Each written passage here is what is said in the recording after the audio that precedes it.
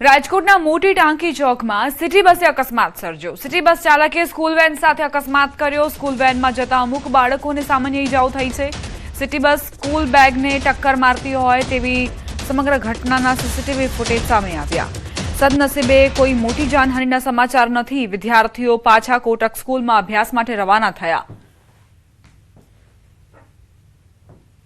City bus ચાલકે કઈ રીતે સ્કૂલ વાનને ટક્કર મારી તેના દ્રશ્યો સામે આવ્યા છે। સીસીટીવીમાં આખી ઘટના કેદ થઈ છે। જોકે અહીં સારી બાબત એ રહી કે વિદ્યાર્થીઓને નાની મોટી ઈજાઓ થઈ છે અને આ જે અકસ્માત સર્જાયો તે બાદ તેમને પરત સ્કૂલ રવાના કરવામાં આવ્યા। કઈ રીતે સ્કૂલ વાન ચાલક એ ગફલતભરી રીતે આ વાહન હંકારી રહ્યો હતો સીસીટીવી ફૂટેજમાં સ્પષ્ટ જોઈ શકાય છે। સામેથી બસ આવી રહી છે તેમ છતાં પણ તે બ્રેક મારવાનું નામ નથી લઈ રહ્યો અને રોડ ક્રોસ કરતા જોવા મળ્યો છે વાનને લઈને। અને વેન ને ટક્કર મારી ગઈ, વેન આખી પલટી મારી ગઈ। એમાં 5-6 દીકરીઓ હતી। આ ભાઈ મૂકીને બસ મૂકીને ભાગી ગયા। અહીંયા તરત બધા દોડી અને વેન ઊભી કરી નાખ્યું। દીકરીઓને કોઈને કાંઈ એટલું બધું ગંભીર થયું નથી। કાર્યવાહી બે પાસે કાયદેસરની થવી જોઈએ।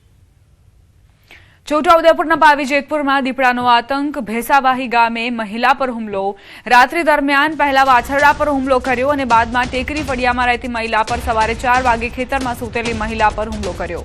દીપડાના હુમલામાં મહિલાને માથાના ભાગે ઈજા પહોંચી। મહિલા પર હુમલો કરતા પાવી જેતપુર સામૂહિક આરોગ્ય કેન્દ્ર પર સારવાર માટે લાવવામાં આવ્યા। મહિલા બાળક સાથે સૂતી હતી તે દરમિયાન દીપડાએ હુમલો કર્યો। દીપડાના હુમલામાં બાળકનો આબાદ બચાવ થયો છે।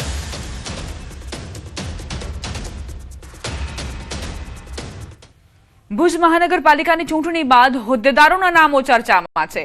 ભુજમાં જીત બાદ હવે મેયરના નામને લઈ ચર્ચાઓ તેજ થઈ છે। મેયરની રેસમાં મીનુબેન ગોયલનું નામ ચર્ચામાં છે। અનિતાબેન દક્ષિણીનું નામ ચર્ચામાં છે। પૂજા લાલવાણી પણ પ્રબળ દાવેદાર છે। ડેપ્યુટી મેયરની રેસમાં તેજસ શેઠનું નામ ચર્ચામાં છે। ઘેલા ભરવાડ પણ ચર્ચામાં છે। વિજય પરમારનું નામ ચર્ચામાં છે। સ્ટેન્ડિંગ ચેરમેનમાં પણ અલગ અલગ નામોની ચર્ચાઓ થઈ રહી છે। ધના હુંબલનું નામ, નવીન ઝરૂનું નામ ચર્ચામાં છે। આ તમામ નામો ન્યૂઝ 18 ગુજરાતી તમને જણાવી રહ્યું છે। સંભવિત આ નામો છે મેયર, ડેપ્યુટી મેયર અને સ્ટેન્ડિંગ કમિટીના ચેરમેનની રેસમાં આખરે કયા કયા એવા પ્રબળ દાવેદારો છે જેમના શિરે જવાબદારી સોંપવામાં આવી શકે છે।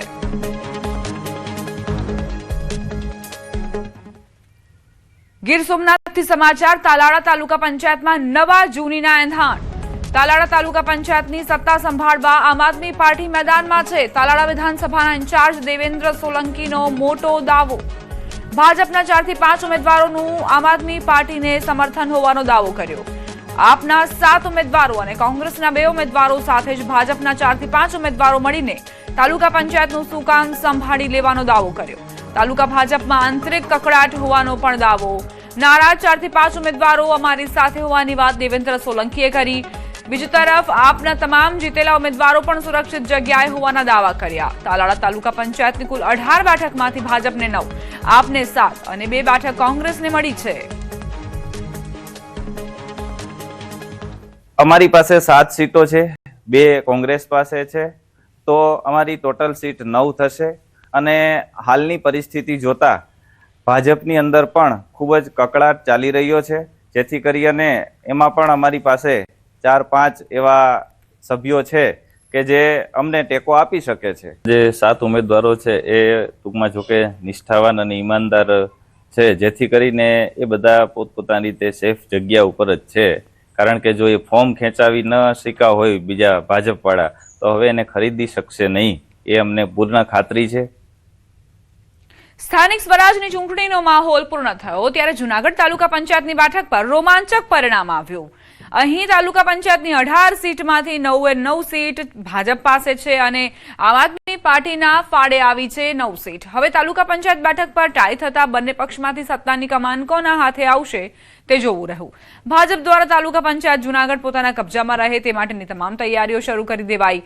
બીજી તરફ આમ આદમી પાર્ટીના એક પણ ઉમેદવાર પક્ષપલટો નહીં કરે તેવો પણ વિશ્વાસ વ્યક્ત કરાયો। લોકો પોતાની બીજી વાતોમાં આવી અને ટાઈ પીડી દે, પણ ભારતીય જનતા પાર્ટી પ્રેરિત તાલુકા પંચાયતની દોઢ સમય હતી અને આજ સુધીમાં જિલ્લા પંચાયત અને તાલુકા પંચાયતમાં લોકોના કામ કરવામાં ભારતીય જનતા પાર્ટીએ ખૂબ મહેનત કરી છે અને એના પરિણામ રૂપે અમને ઘણા મત મળ્યા છે.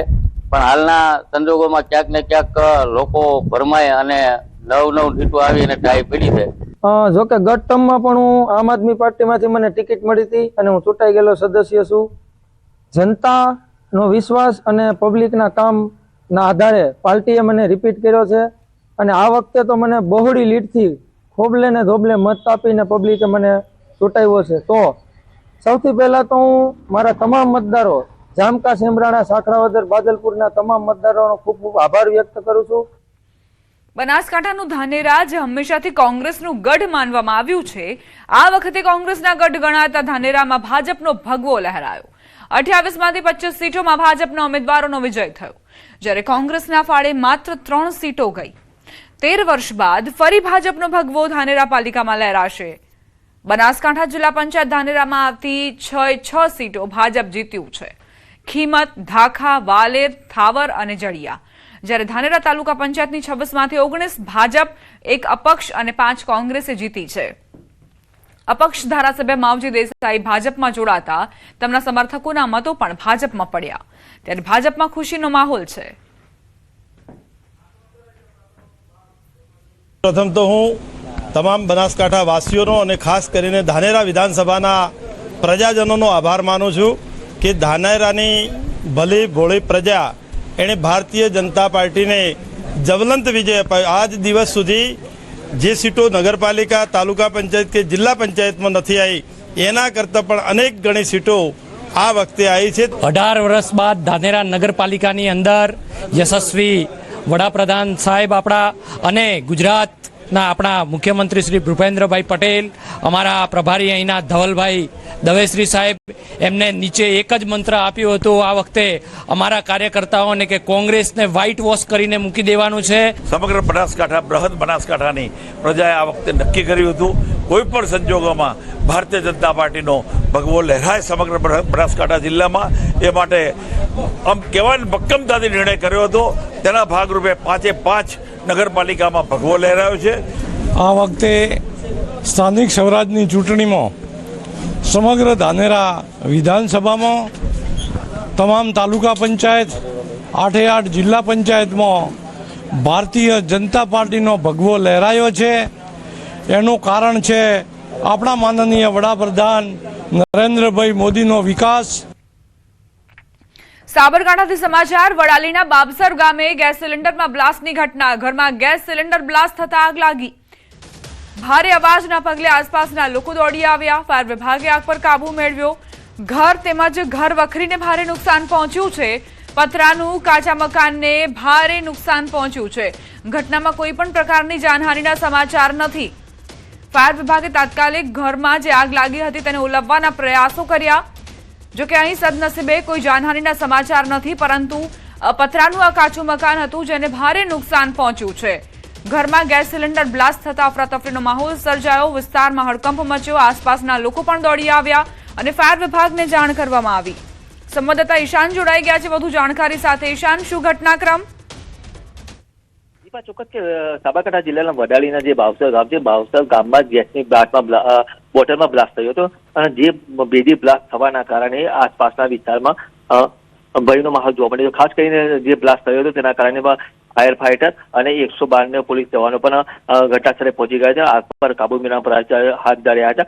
પતરાનું કાચું મકાન હતું જેમાં ભારે નુકસાન જોવા મળ્યું હતું ને અત્યારે હાલ સદનસીબે કોઈ જોવા મળી નથી, પરંતુ હાલ તો જે આજે બ્લાસ્ટ થયો હતો તેના કારણે આસપાસના વિસ્તારોમાં અને સ્થાનિકોમાં ભયનો માહોલ જોવા મળી રહ્યો છે.